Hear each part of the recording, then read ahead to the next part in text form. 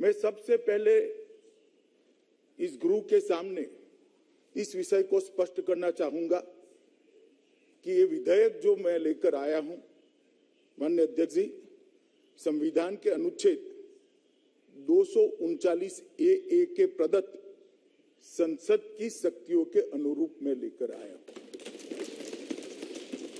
अगर किसी को पढ़ना है तो मैं पढ़ भी सकता हूं, मैं संविधान को भी लेकर आया हूं कि पुनर्स्थापित करते वक्त भी ये मुद्दे उठाए गए थे, उस मुद्दों का जवाब भी दिया गया, मगर फिर से आज ये मुद्दे उठाए गए। अनुच्छेद 239 ए 3B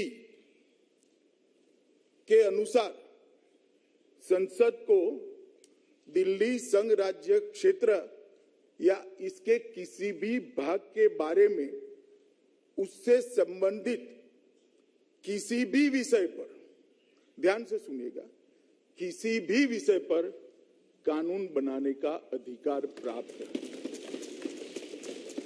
यहां एक अलग प्रकार से बात की जाए, राज्यों के अधिकार, राज्यों के अधिकार, राज्यों के अधिकार। केजरीवाल साहब भी इसकी दुहाई देते हैं, राज्यों के अधिकार, राज्यों के अधिकार। मैं इसलिए एक शब्द पर भार दिया, किसी ने नहीं सुना, दिल्ली संघ राज्य। ऐसा विधेयक मैं महाराष्ट्र में नहीं ला सकता, ऐसा विधेयक मैं गुजरात बंगाल में नहीं ला सकता, ना केंद्र सरकार ला सकती। मगर राज्य और संघ राज्य का अगर अंतर मालूम नहीं है तो मुझे लगता है कि ध्यान से संविधान को पढ़ना चाहिए। अभी जो मैं विधेयक लेकर आई हूं मान्यवर, वो संघ राज्य के संबंधित है और राज्यों के अधिकार धारा 246, ये सारी चीजों का आप उपयोग कर किसको गुमराह करना चाहते हैं। मैं आपको बताना चाहता हूं माननीय अध्यक्ष जी, ये विधेयक हम बिल्कुल संविधान प्रदत्त शक्तियों के अनुरूप लाए हैं और पूर्णतया संवैधानिक विधेयक है, क्योंकि दिल्ली संघ राज्य है और संघ राज्य की किसी भी बात पर, दिल्ली संघ राज्य की किसी भी बात पर लेजिस्लेशन लाने का भारत सरकार का अधिकार, और ये अधिकार का उपयोग क्यों किया, इस पर भी सवाल उठाए गए, इस पर भी मैं बाद में जवाब दूंगा। मैं थोड़ा आगे कहता हूं कि एक बात बताई गई, 2011 में ये विधेयक दिल्ली सरकार में पारित किया गया था, संशोधन, और अब आप इसको कैसे अमेंड कर सकते हो या तो कैसे बदल सकते हो। संविधान के अनुच्छेद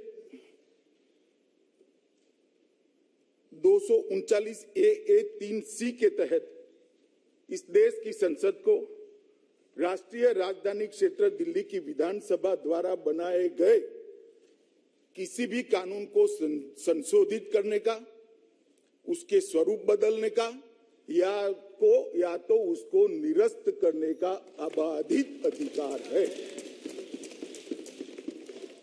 और जो लोग हम पर आरोप करें, मैं उनको बताता हूं, ये हमारे समय में नहीं हुआ है। अधीर रंजन भी सुन ले, ये हमारे समय में नहीं हुआ है। ये संविधान के अंदर प्रोविजन ऑलरेडी है। संविधान को मेरे जैसे सादे चश्मों से देखोगे तो दिखाई पड़ता होगा, राजनीतिक चश्मों से देखोगे तो नहीं दिखाई पड़ेगा। चश्मे साफ करने का सवाल है माननीय अध्यक्ष जी, बाकी तो बहुत स्पष्ट लिखा है और सब भाषाओं में है। जो हिंदी पढ़ते हैं उसके लिए हिंदी में है, बंगाली पढ़ते हैं उसके लिए बंगाली में है, अंग्रेजी पढ़ते हैं उसके लिए अंग्रेजी में, मराठी पढ़ते हैं उसके लिए मराठी में, सब भाषाओं में है। हाँ, गुजराती में मैं इसी से पढ़कर आया हूं, आप पढ़कर आइए, इतना ही कहता हूं। मान्यवर, अनुच्छेद 246 आर का जो उल्लेख किया गया वो निर्वाचन की विधा के संबंधित है। इस बिल में ध्यान से जिसने देखा होगा उसको मालूम होगा, निर्वाचन की कोई प्रक्रिया के साथ हमने कोई छेड़खानी नहीं की। उल्टा सुझाव आया कि डायरेक्ट चुनाव कर लेते हैं। अरे भाई, हम नहीं कर सकते हैं, संविधान हमें नहीं परमिशन देता है। माननीय अध्यक्ष जी, एक बहुत बड़ा भ्रांति फैलाने का जो प्रयास हो रहा है, मैं उसको सिरे से खारिज करता हूं। ये पूर्णतया संविधान प्रदत्त शक्तियों से लाया गया विधेयक है। इसमें संघ राज्य की शक्तियों पर कोई अतिक्रमण नहीं है और ना हम करना चाहते हैं। माननीय अध्यक्ष जी, उन्होंने कहा, मैं एक पैराग्राफ पढ़ना चाहता हूं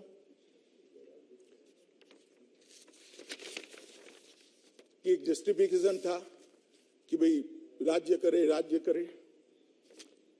संविधान के अनुच्छेद 239 ए 3C के पहले परंतुक के आधार पर डीएमसी अधिनियम 1957 में संशोधन करने वाला कोई भी विधेयक राष्ट्रपति की सहमति के लिए सुरक्षित किया जाएगा। अगर दिल्ली सरकार करती भी है तो उसको राष्ट्रपति की सहमति चाहिए, मतलब कैबिनेट की चाहिए।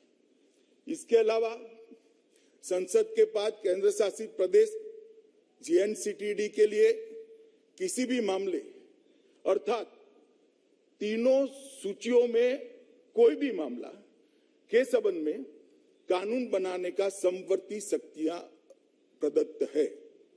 इसके अलावा अनुच्छेद 239 ए 3C के दूसरे प्रावधान के तहत भले ही संशोधन अधिनियम को सहमति दी है, संसद किसी भी समय एक ही समान मामले के संबंध में कोई भी कानून बना सकती है, जिसमें कानून में संशोधन करना, अलग अलग करना, निरसन करना सब शामिल है, जो राज्यसभा की विधानसभा के द्वारा ही बनाएगा। मान्यवर, ये मैं एक नोटिंग पढ़ रहा हूं और कांग्रेस के मित्रों की जानकारी के लिए, ये नोटिंग जब 2011 का एक कानून आया तब देश के गृहमंत्री, तत्कालीन गृहमंत्री और विद्वान धाराशास्त्री श्री पी चिदम्बरम ने किया हुआ नोटिंग है। उनका भी इंटरप्रिटेशन यही कहता है। माननीय अध्यक्ष जी, अभी दादा कह रहे थे कि अमित शाह जी सब जगह सरकार बनाना चाहते हैं, इनकी पार्टी सब जगह सरकार बनाना चाहती है। पावर मतलब सरकार बनेंगे तभी तो आएगा, वैसे कैसे आएगा पावर? पावर तो लोकतंत्र में सरकार चुनकर आएगी तभी आएगा। तो मैं गृह में कहना चाहता हूं कि हम चाहते हैं हर जगह हमारी सरकार बने, इसीलिए तो चुनाव लड़ते हैं। चुनाव क्यों लड़ना?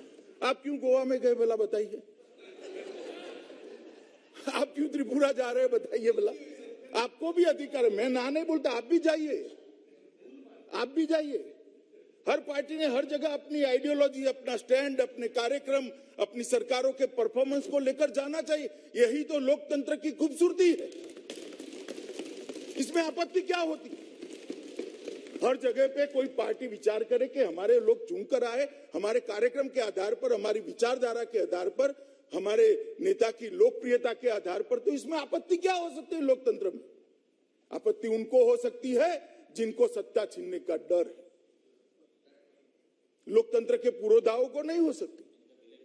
मैं अभी भी कहता हूं दादा, हम चाहते हैं कि हमारे कार्यक्रमों के आधार पर, हमारी विचारधारा के आधार पर, हमारे नेतृत्व की लोकप्रियता के आधार पर और हमारी सरकार के परफॉर्मेंस के आधार पर हम सब जगह चुनाव लड़ना चाहते हैं और जीतना भी चाहते हैं। मगर हम सत्ता विपक्षी कार्यकर्ताओं को मारकर हत्याना नहीं चाहते दादा।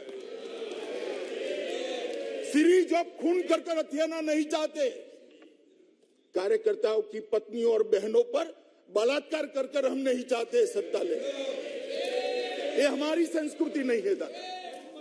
और लोकतंत्र का आती है कांग्रेस पार्टी, टीएमसी, बाकी सारी पार्टियों के नाम देना नहीं चाहता, जो अपनी पार्टी में परिवार के आधार पर पार्टी चलाते हैं, कई सालों तक अध्यक्ष का चुनाव नहीं कर सकते हैं, वो देश के लोग के नाम देना नहीं चाहता, जो अपनी पार्टी में परिवार के आधार पर पार्टी चलाते हैं, कई सालों तक अध्यक्ष का चुनाव नहीं कर सकते हैं, वो देश के लोकतंत्र की चिंता कर। अरे भले अपने कार्यालय में तो चुनाव करा लो भाई,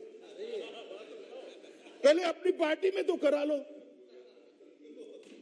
देश की बात में बात करना। मान Maybach.